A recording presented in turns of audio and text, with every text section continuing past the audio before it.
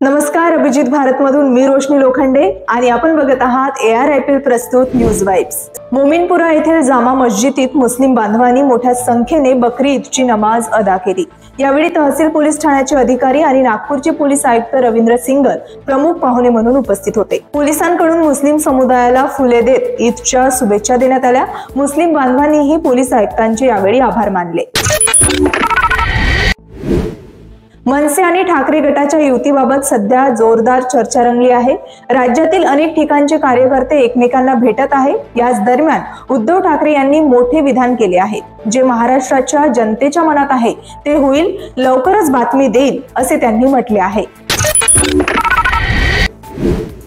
M Chinnaswamy stadium बाहेर झालेल्या चेंगराचेंगरी प्रकरणी भारतीय क्रिकेटपटू आणि IPL 2025 विजेता RCBचा प्लेयर विराट कोहली विरुद्ध क्युबन पार्क पोलीस ठाण्यात तक्रार दाखल करण्यात आली आहे।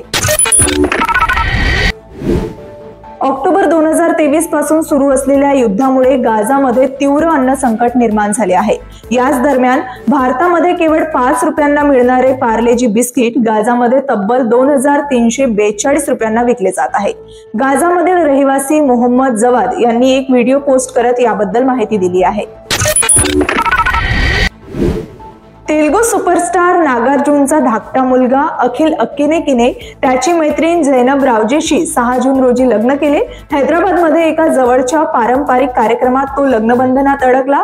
नागार्जुनची धाकटी सून आणि अखिलची पत्नी झैनब ही एक कलाकार आणि उद्योजक देखील आहे।